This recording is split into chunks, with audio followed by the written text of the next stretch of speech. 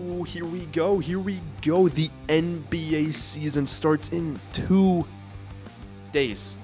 This Tuesday, the NBA season kicks off.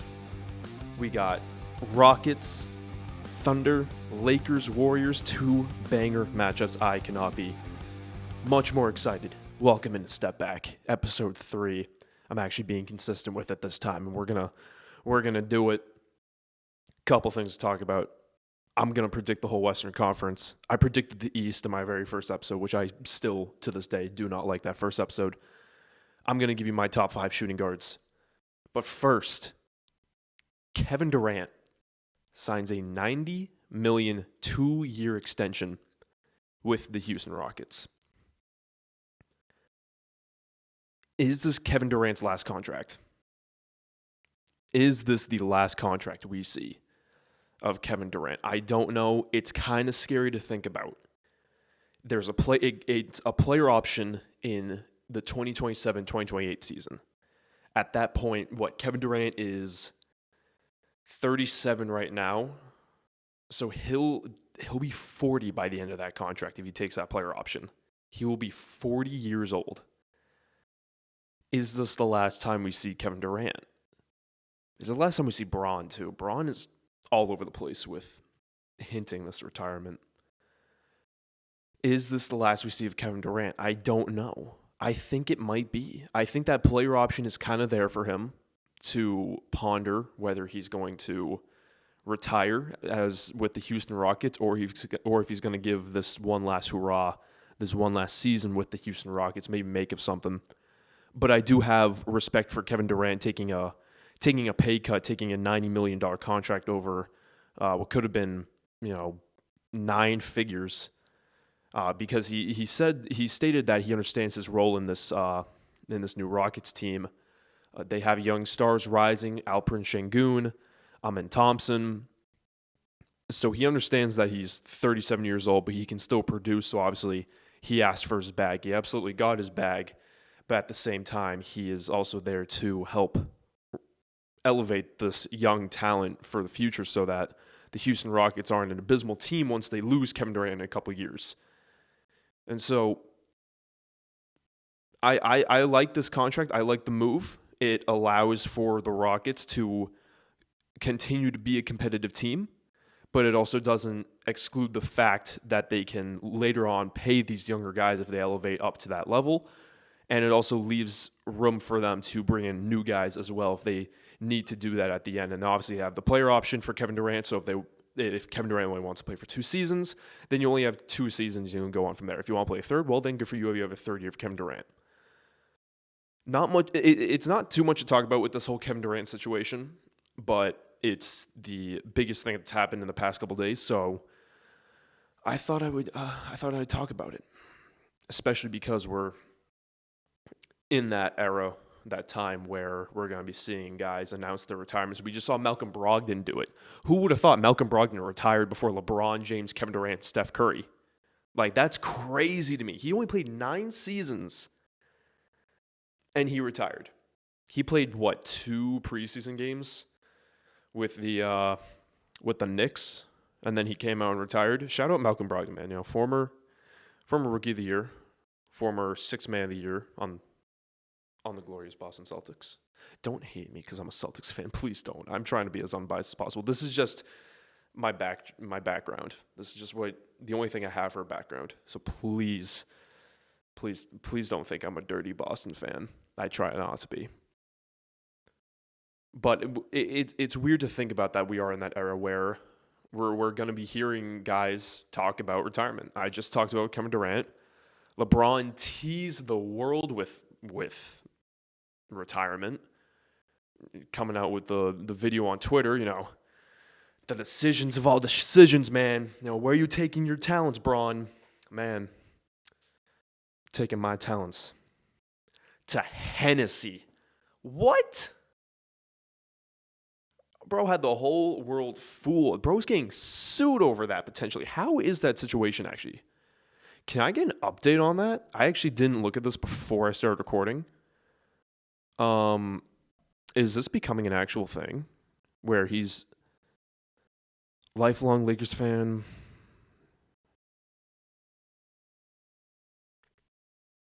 I don't think there's anything new on it, but there's a fan out there who didn't, if you didn't see. So when LeBron dropped this teaser, the decision of all decisions, it was obviously a reference back to the video that was out there where he made his decision to leave the Cleveland Cavaliers to go over to the Miami Heat. I'm taking my talent to the South Beach. This video was the exact same thing. LeBron sits down in a chair in front of someone. They ask, where are you taking your talents? And people thought it was LeBron announcing his retirement for this season, but instead it was just an ad for Hennessy, and LeBron's just partnering with Hennessy, and it was a complete fluke. And there was one fan who bought $400, I believe it was $400, a little bit over $400, $400 plus on Lakers tickets to the final game in Los Angeles for the Lakers, the final home game. And then after the full video was released, so after the teaser and then after the full video saying that was just a Hennessy ad, this fan comes out all upset saying, I just spent $400 plus on tickets because you just fooled me that I thought that you were going to tell me that you were retiring, but in really you just were promoting your Hennessy ad, your Hennessy partnership. I want my money back, and I want to sue LeBron for lies. Nothing new on it. I think it's funny, though. I do think it's funny and hilarious that LeBron is getting sued over a Hennessy ad. I've never had Hennessy. I don't plan on it. I do not plan on it at all. Anyway, the NBA season, again, is in 2 days. And I have to give my predictions before the season even starts. I don't care about the preseason. We're not going off preseason. The official regular season is starting. So I got to give my predictions to every Western team because I already did the East. So I got to do the West. Number 15, the Utah Jazz. I'm sorry, Jazz. There's nothing to show. You got Lauri Markkanen. You're still waiting for the guy. And that guy could definitely be Ace Bailey, but I don't want to invest too much stock into a rookie. If he wants to come out and prove everyone wrong and potentially be a candidate for Rookie of the Year, I do think he is a candidate for Rookie of the Year. Him, Edgecombe, Cooper Flagg, obviously. Dylan Harper's in there as well. So I don't think you can count out Ace Bailey. I think he obviously is a huge candidate, but then again, I'm not going to invest too much stock on a rookie, especially a rookie bringing the Jazz too far up. I mean, they could definitely fight against these next two teams for maybe 13 or 14. But again, I don't think a rookie is going to alternately change too much of your team and bring you to this playoff team. Number 14, and the Jazz could end up at 14. Number 14 is the Portland Trail Blazers. You lost Anthony Simons, kind of a tough loss because you trade for Drew Holiday. You also got Dame back, but Dame's Achilles is currently split in two. So you don't have Dame, you don't have Simons. You still have your fair share of young guys down there, but you're still waiting for the guy in Portland. And you did have the guy in Damian Lillard, but you also your front office chose to do absolutely nothing with him, nothing with the team while he was commanding this team. And so it's upsetting to see that. But you're still waiting on the guy. You didn't get a top draft pick this year in this year's draft. Maybe you can get it this year, but that's the whole thing with the NBA lottery is it keeps you away from tanking because you could be a team that has a extremely low percentage, and then you get a guy from Duke University who's projected to be one of the top draft prospects that the NBA has ever seen. Number 13 is the Pelicans, by the way. This is Zion's last year to prove himself for the Pelicans, or else he's gone. He's going to get traded. There's already been trade rumors on him. If he doesn't do anything about his health or change anything or take it seriously, you're going to keep seeing this decline of his performance. You're going to see this decline of him constantly being injured, unhealthy. But we've seen what Zion can do. And when he's there, he's an absolutely phenomenal player. But then again, if he's not going to take it seriously, this team's going to get rid of him. This team's not going to be serious. I think the team's already done with him. I think they should have traded him last year, in my opinion, but they are, I guess, are giving him one last chance to really prove himself to be this guy in New Orleans. But I think it's already over. I think he'll be traded before the deadline, in my opinion. But, I mean, the Pelicans front office and Zion both are terrible. I'm not saying Zion's terrible. It's the fact that he won't take his health seriously. That's the terrible part. You gotta drink a jug of water a day. A gallon of water. That's the goal. I'm almost done with it. I'm that much away. Not sponsored. It's just tap water, actually. I just have a sticker on it. Number 12 is the Kings. I think part of the Kings' success last year, for being where they were, I think they were the 10th seed last year. They had De'Aaron Fox for half the season. Then they traded him away to the San Antonio Spurs. I think that had to do with their record being that high. I think they're going to take a little bit of a decline. Sabonis is out for the first week. But other than that, this Kings team, I'm not thrilled about it. It's just very middle of the road for me. Sabonis, De'Aaron Fox. Keegan Murray, I think, has great potential, but we haven't seen that leap from him just yet, so I'm still waiting on that. They did just sign Russell Westbrook, which I do love. Again, is this Russell West? How much does Russell Westbrook have on his contract? I didn't look this up before either. We're going to see how much Russell Westbrook has left on his contract. I was shocked when he signed with Sacramento. Okay, so he has a 1-year deal with the Sacramento Kings. And how old is he? I won't know the exact age. Was it 35? 36. I'm off by 1. So I don't know when his birthday is, but let's assume he's 37. Does Westbrook retire at 37? No, I don't think Westbrook's done yet. I don't think he is. I think he still's got fuel in the tank. I think he is.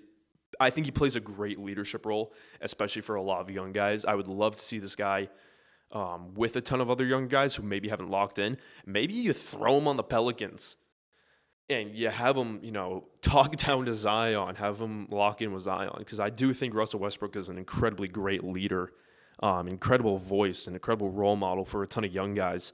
And I think he can be that guy to kind of elevate them. So maybe he is that role model to Keegan Murray. Maybe he helps Keegan Murray find confidence in his play and really take that next step for the Sacramento Kings. And maybe they do become kind of a play-in team. But again, we haven't seen Russell Westbrook on the Kings yet. We haven't really seen too much yet. And I think half their success came from De'Aaron Fox being on the team last year, and he just got traded. So at the moment, I'm going to have him at 12. 11 is the Suns. The roster I don't like. Devin Booker I really like, though, because Devin Booker now has the team to himself. He no longer has Bradley Beal. He no longer has Kevin Durant. I was never a fan of that Suns team. Never a fan of it. It was too ball dominant, too many mouths to feed. You had 3 guys who all need the ball in their hands to succeed. And now it's just back to 2010s Devin Booker on his own. He's got the team. He's the captain of the ship. He's going to lead this team to however far or however not far they go. But I think this is going to be Devin Booker, one of Devin Booker's best seasons that we've seen. It's just unfortunate that now the roster isn't that great. Jalen Green, I think, is out for a bit. Dylan Brooks is very defensive-minded, but offensively, he's not spectacular. And then, he likes to get in people's ears and all that. So I do think this will be one of Devin Booker's best seasons coming into this season. Number 10, I have the Memphis Grizzlies. it saddens me to put this here because, I mean, a couple years ago, they were number 2, right? They were the number 2 seed. Ja Morant is out for the first month with an ankle sprain, and we haven't seen Ja Morant back to what we know him as because of the injuries, because of the suspensions. We've seen Ja Morant kind of hint back to being what he was a couple years ago, but we haven't seen the consistent level of that, and that's what this Grizzlies team is missing. They also lost Desmond Bane in the offseason, which is a huge loss in my opinion, considering he's one of the best three-point scorers in the league, and Ja Morant doesn't have the good enough level as a three-point shooter as I think the Grizzlies want him to be, so I think that's something else he needs to work on, potentially in this past offseason. He's injured right now, so obviously not at the moment. But I think later down the line, we need to see Ja Morant elevate his three-point shooting since they did just lose Desmond Bane.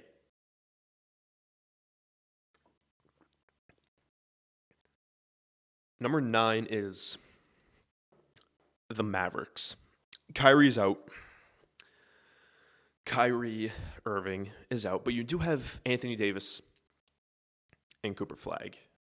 Cooper Flag obviously being a rookie. I'm not going to, again, I don't invest too much stock in rookies just for the rookie year. Obviously, if we're thinking long term, yeah, I'm going to put so much money in Cooper Flag.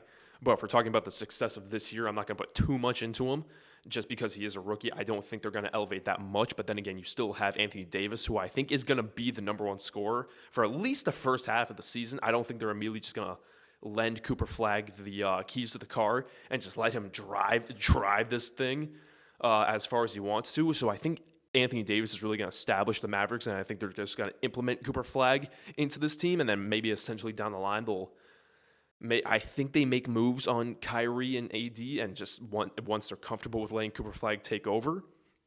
And so I think this is a really good stepping stone for the Mavericks, that you can have a guy who can keep you competitive, teach Cooper Flag the ropes, especially as a front court guy.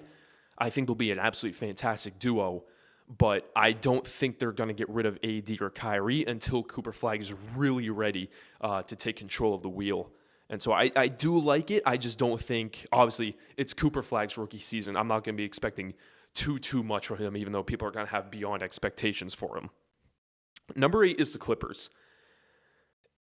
Because I have them at 8 because I think the other teams I'm going to say later down the line are just better. Also, we don't know what's going to happen with Kawhi. This Kawhi situation has everything all over the place. Kawhi already misses a ton of time, so maybe it's not going to affect the team that much, but this situation could potentially suspend a lot of staff members who are in. It could suspend Ballmer in the season. It could suspend Kawhi if it gets to that point.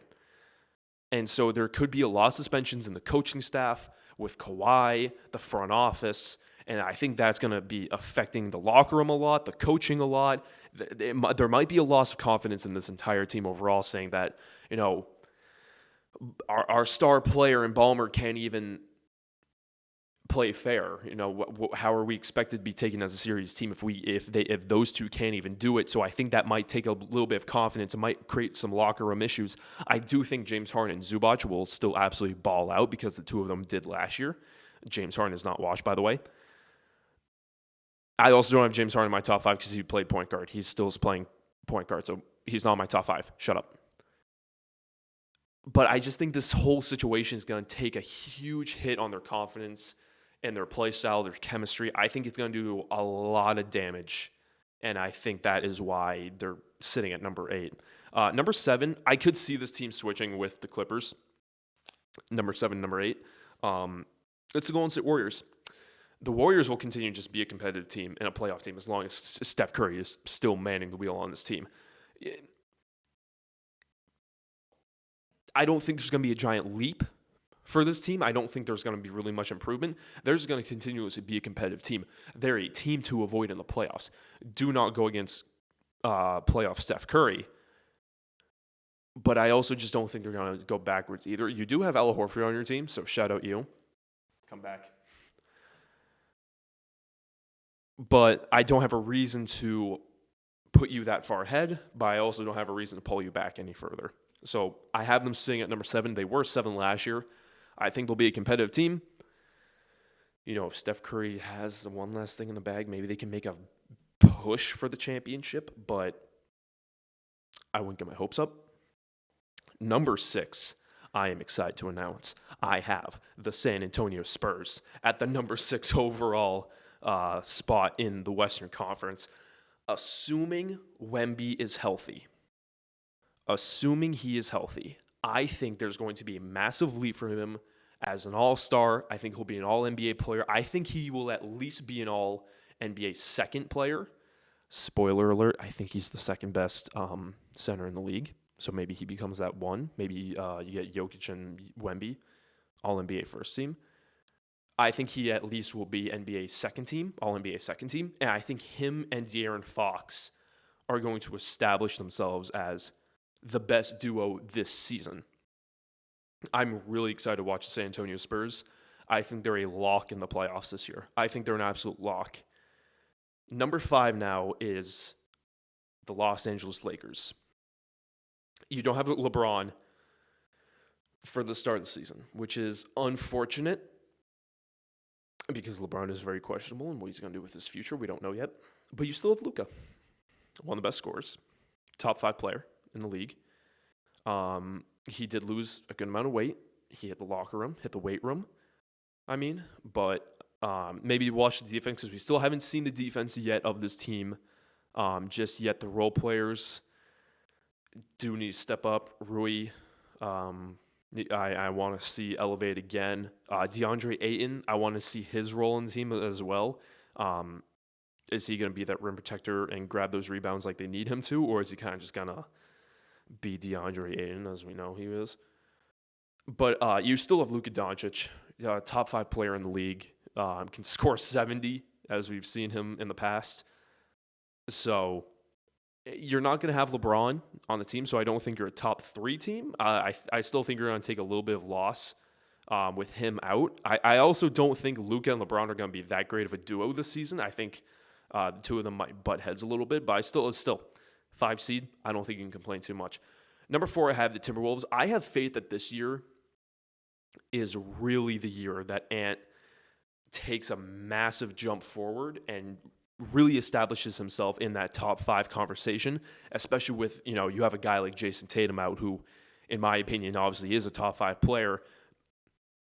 With Jason Tatum out, who's gonna take that spot? Is it a guy like Anthony Edwards? Is it a guy like Wemby, for all we know? Or is it going to be someone else? I think Anthony Edwards is a perfect candidate for that. I think this can really be, instead of just floating around that top 5 spot, I think he can really establish himself as a top 5. And then the top 5 players in the league would then be SGA, Jokic, Giannis, Luka, and Anthony Edwards. I think those 5 are definitely the top 5, or could be the top 5 by the end of the season. Because you got to replace someone with Tatum out this season. And I think Ant is a perfect candidate for that. And so with that, I think he's going to be able to he elevates people around him so well. He does it so well. And he also has the mentality of an absolute dog, which I would love to have. And so with that, I think the Timberwolves really take a step forward. They really do establish themselves as a team to watch out in the future. Do I think they get it done this year? No. Do I think they can make the Western Conference Finals? Sure. I do think they can win the championship. I think it's a small chance, though. I think it's a small chance. Number 3, I have the Rockets. A lot of people have the Rockets too, but I have the other team that a lot of people have 3 at 2 because I think that team is ultimately better because they have arguably the best player in the league. This is the best team that Kevin Durant has been on since the Warriors. I didn't like the Suns team. I didn't like the Brooklyn team either because both those teams were so ball dominant. There's only one ball to share. Every player on those 2 teams needed the ball in their hands to perform, and I don't think the team itself had great performance because those guys couldn't perform without the ball in their hand. Now with Kevin Durant on the Rockets, Kevin Durant establishes himself as the number 1 scorer on this team. There isn't really someone who can argue and really be like, I'm the guy. This is my team. I'm the driver. You're just here for the ride. Quit, hands off my wheel, man. This is my whip. This is my ride. Get back. Get to the back seat. You ain't getting shotgun, bro. I don't think there's someone like that on this team. I think there's young guys who want to be that guy on the team, but I don't think there's a guy on this team to really establish himself like that. I think Jalen Green was, but you traded Jalen Green for Kevin Durant. And so I think Kevin Durant is established as the number one option on this team with no competition. And he's going to be able to elevate guys like Amin Thompson and Alperen Şengün. Fred VanVleet is out for the season, which I do think is a huge loss. So maybe that takes like a game or two off. But this Rockets team, the Rockets could be one. The Rockets 100% could be the number one seed. I'm excited to watch Amin Thompson and Alperen Şengün really do take that leap with Kevin Durant by their side. Number two is the Nuggets. You got prime Jokic. I don't really think much needs to be said. You have Cameron Johnson now on this team. You have more weapons for Jokic to mess around with. And I think this is a year where I think last year was kind of a bit of a down year for them. I think this year they really come back and establish themselves. They try to establish themselves as the best team in the West, but I don't think they'll be the best team in the West because obviously the best team in the West is the reigning NBA champions, the OKC Thunder, who I have at number one. Not much need to be said. All the guys got paid. They all got their bag. They're walking into the season with absolute confidence. They could definitely go back-to-back if they really wanted to. I think they really do want to. They're definitely the favorite to win the championship this year. And so not much needs to be said with the Thunder. Maybe the championship gets to their head and, they get too cocky with themselves and maybe they take a few hits in a couple games. But no big changes to the roster. Same guys. J-Dub, Chet, Caruso, SGA, all those guys. Running it back one more time. See if they can maybe pull off a back-to-back. Not much needs to be said. Top 5 shooting guards, though. Well, last time we talked about the top 5 point guards in the league. I'm going to give you my top 5 shooting guards of the league. Number 5. And this is going to really prove if you know ball, if you watch the NBA. Number 5 is Zach LaVine. If you are disagreeing with me that Zach LaVine is not a top 5 shooting guard in the league, you do not watch ball. This man, despite playing like a very minimal amount of games this season, Zach LaVine shot amazingly. Like his percentages across the entire stat sheet were absolutely phenomenal. It was like he shot about 50% from the field, above 40% from three. A lot of people don't see Zach LaVine as Zach LaVine on the Bulls, like he's notoriously known for being. But if you're actually watching Zach LaVine, his shooting percentiles are absolutely phenomenal. And obviously, it's just that injury factor that plays into place. And so, with that, he's coming into the season completely healthy. If he were to play 82 games, I think it's absolutely phenomenal. The man still averages, 22, 5 and 4 or something like that. So I think he really does establish himself as a top 5 shooting guard. And if you don't agree, I am quite frankly sorry to say that you're wrong because you clearly are not watching Zach LaVine basketball right now. And I think you really should, along with a lot of other Sacramento basketball this season. Number 4 is my boy, Derek White. I got Derek White number 4 because, the big thing lingering with the Celtics right now is Jason Tatum's out for the season. So obviously Jaylen Brown is going to take that big leap forward to become the number 1 option for the season. But then, who's going to be the number 2? I think Derek White is the perfect guy, obviously, to really take over with the Celtics for Jaylen Brown, keep this team competitive. I think has a wide open door to become an all-star. We've seen him be able to drop 15-plus points, 20-plus points. Everyone wants Derek White on their team. He's the perfect, one of the perfect role players coming in from last season from the championship team. And I think this, with Jason Tatum out this season, he is going to look at himself and be like, I understand that I'm the second best player on this team. I need to now elevate myself to keep this team competitive. No, we can't just have Jaylen Brown with this immense amount of pressure on him, thinking that he needs to score 30-plus points a game.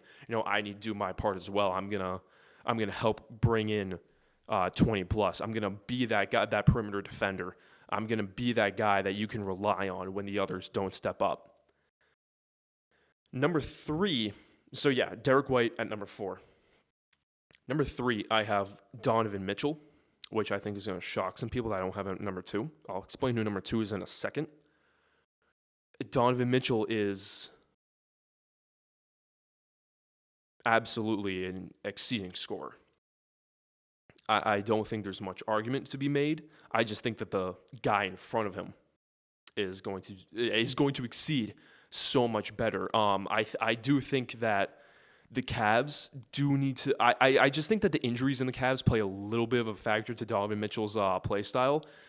Darius Garland being a little bit of an injury prone does play a factor because you're losing a guy, which leads to more scoring but less playmaking from Donovan Mitchell. I do want to see that playmaking style really come back into play for Donovan Mitchell. So if we can get that, that'd be absolutely fantastic. But at number 2, I have Devin Armani Booker. Full name. Great name, by the way. Devin Booker played point guard last season because they had Bradley Beal at shooting guard. But this season, I'm going to predict that Devin Booker is back at the shooting guard since he's leading the helm of the ship now. I think he's going to play shooting guard. I think he's going to have an exceedingly great season, like I was saying earlier when I was talking about the Suns and where they are in the Western Conference.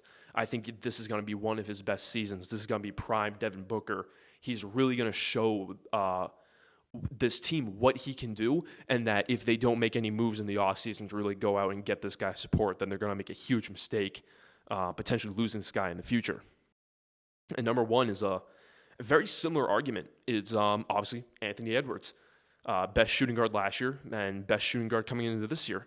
And like I said, I was talking about the Timberwolves. I think this is a wide open opportunity for Anthony Edwards to really elevate himself to become a top 5 player in this league.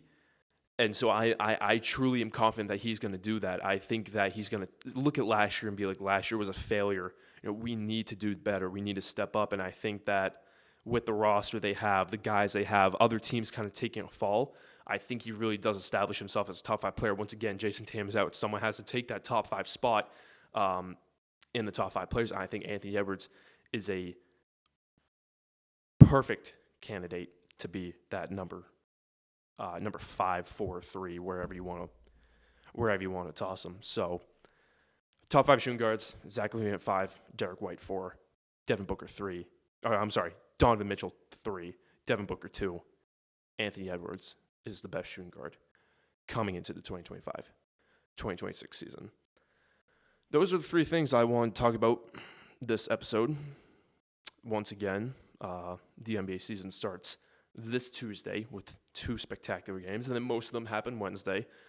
Maybe I'll get an episode out Tuesday, but I might be busy watching basketball. I'm going to be getting 0 sleep for the next months, because obviously the NBA, the Western games don't start until 10 o'clock. Adam Silver wants them to start at 11 o'clock now, which is going to hit me like a truck because I get up at 4 or 5 a.m. for my job at the moment.